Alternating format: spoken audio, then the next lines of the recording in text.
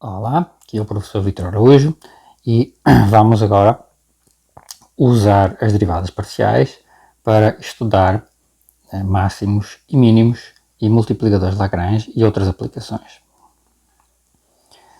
O gradiente.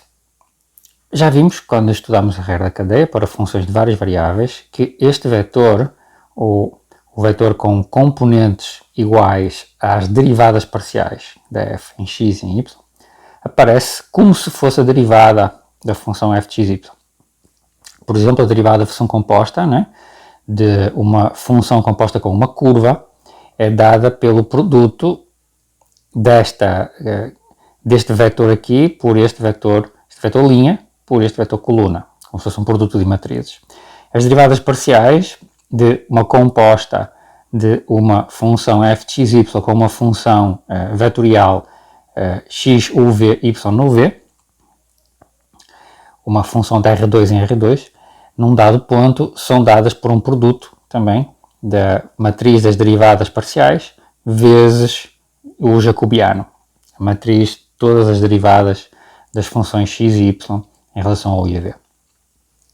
Podem ver isso num vídeo anterior, onde eu fiz uma breve explicação deste tipo de fórmulas. Agora vamos ver uma fórmula ainda mais simples, ainda mais semelhante à fórmula da derivada da função composta para funções de uma variável. Vamos definir o gradiente como sendo um vetor escrito deste jeito, com este triângulozinho com uma seta em cima. O gradiente de f em xy é apenas a derivada parcial em xy, vírgula, derivada parcial em xy, primeiro em relação a x e depois em relação a y. Portanto, é o vetor das derivadas parciais, a coordenada x é a derivada parcial em relação a x e a coordenada y é a derivada parcial em relação a y em cada ponto. Por exemplo, imaginemos que eu tenho f de xy igual a x vezes y. Para esta função, qual é o gradiente? É só calcular as derivadas parciais. A derivada parcial em relação a x é y, a derivada parcial em relação a y é x. Então, o gradiente é o vetor y, x, ou yi mais xj, usando os vetores canónicos. E para a função f de x igual a x cosseno de xy quadrado, calculamos as derivadas parciais. Está aqui a derivada parcial em relação a x, está aqui a derivada parcial em relação a y, usamos a regra do produto e a regra da derivada da função composta para fazer estas contas. Podem verificar. Okay? E agora simplesmente o vetor gradiente, o gradiente é apenas a colocar a derivada parcial em relação a x na primeira coordenada e a derivada parcial em relação a y na segunda coordenada. O gradiente é um campo de vetores. Porquê? Porque esta função, o gradiente, é uma função que a cada ponto xy da região do plano onde as derivadas parciais são definidas associa um vetor. Okay? Então, se U é a região do plano onde f está definida e tem derivadas parciais, então nós podemos ver que a função, né, é uma função que pega num ponto qualquer da região U, xy, e associa um vetor de R2. Associa um par ordenado, que é a derivada parcial em relação a x, vírgula, a derivada parcial em relação a y. Este é o gradiente, é uma função que associa a cada ponto da região um vetor. Okay? Isto é conhecido como um campo vetorial. Isto é um assunto importante no curso de cálculo B. Aqui está um exemplo.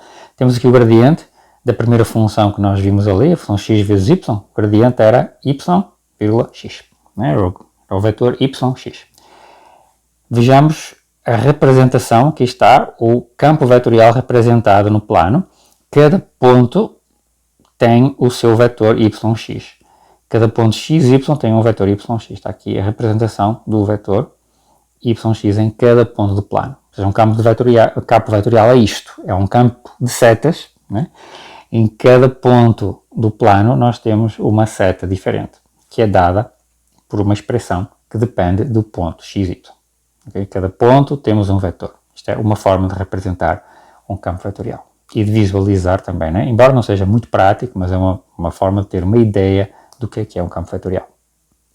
Exemplo, ilustre o campo vetorial 3y menos 3x, né? 3y menos 3xj, esboçando 1/6 do campo, para os vetores não ficarem muito grandes. Mostra que φ este campo φ não é campo gradiente de nenhuma função usada em igualdade das derivadas parciais mistas. Isto também é uma ideia que nós vamos explorar mais na frente aqui no curso de cálculo. Então, vamos, antes de representá-lo, antes de fazer o desenho, vamos ver primeiro que não é gradiente. Ou seja, o φ, se ele fosse gradiente de alguma função, f, eu dei o campo, né? Se ele fosse o gradiente de alguma função, então nós teríamos que a derivada parcial em relação a x seria 3y e a derivada parcial em relação a y seria menos 3x, dessa função. Okay? Bom, mas então, se ele fosse gradiente de alguma função, se essa função fosse uma função diferenciável, então as derivadas parciais mistas seriam iguais. Mas se eu derivar isto em relação a y e se eu derivar isto em relação a x, eu obtenho 3 e menos 3. Isto deveria ser igual. Portanto, concluímos que o φ não pode ser gradiente de uma função com derivadas parciais de segunda ordem contínuas. Okay? A condição que garante que as derivadas parciais mistas são iguais. Então, uma função suave, uma função diferenciável, não pode ter um gradiente igual a este campo de vetores aqui. Expulsão do campo, bom, isto aqui é o esboço do campo 1/6 φ de xy, que é o campo y sobre 2i menos x sobre 2j. Temos aqui o aspecto gráfico assim, muito geral deste campo de vetores. Um exemplo do cálculo de gradientes. Seja o campo de vetores R, que é x i mais yj. Portanto, em cada ponto nós temos o vetor, cada ponto xy, temos o vetor x, i mais yj. O r, sendo a norma do vetor r, é raiz quadrada de x quadrado mais y quadrado. Claro, né? É a norma deste vetor. Calcule o gradiente de 1 sobre r, o gradiente da função 1 sobre r, 1 sobre raiz de x quadrado mais y quadrado, e a norma do gradiente. Então, calculamos as derivadas parciais. A derivada parcial em relação a x de 1 sobre r é a derivada parcial em relação a x de 1 sobre raiz quadrada de x quadrado mais y quadrado. Nós podemos facilmente calcular isto. É a mesma coisa que x quadrado mais y quadrado elevado a menos 1/2. E aplicamos a derivada em relação a x, okay, usando a regra da potência. Chegamos a esta expressão. Mas isto, reparem, como o r é raiz de x quadrado mais y quadrado, então isto aqui é exatamente r ao cubo em denominador. Então eu posso escrever isto mais simplesmente como menos x sobre r ao cubo. E analogamente, a derivada parcial em relação a y da função 1 sobre r é menos y sobre r ao cubo. Podem verificar. Portanto, o gradiente está aqui, ou seja, o gradiente é, de facto, coincide com menos o vetor r sobre a sua norma ao cubo. Okay? É o gradiente deste vetor, e a norma do gradiente, claro, vai ser a norma do vetor r dividido por r ao cubo. A norma do vetor r é r, né? Portanto fico com 1 sobre r ao quadrado. É a norma do gradiente de 1 sobre r. Reescrevendo a regra da cadeia usando o gradiente, obtemos a seguinte expressão. A derivada de f de xy, f de xt, y de t no ponto t0, se x, t, y, t são deriváveis em t0, e se o f de xy é derivável em x de t0 e y de t0, é dada por este produto, que nós já vimos num vídeo anterior, né? E isto é exatamente o mesmo que fazer o produto interno, produto escalar, do vetor gradiente pelo vetor velocidade desta curva, da curva xt, y de t. Ou seja, olhem só, a derivada da função composta fica com uma cara que é muito, muito parecida com a regra da derivada da função composta, com a regra da cadeia em dimensão 1. Certo? Ou seja, que é f g de x' igual a f' g de x vezes g' de x em dimensão 1. Okay? Então, ficamos de uma forma muito conveniente, né, de escrever esta derivada.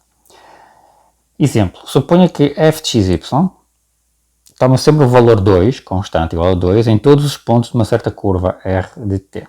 O que se pode dizer sobre o gradiente da f em r de t e velocidade da curva R. Ora bem, nós temos que o f de R de t é 2 para todo o t. Okay? Porque ele vale 2 em todos os pontos da curva.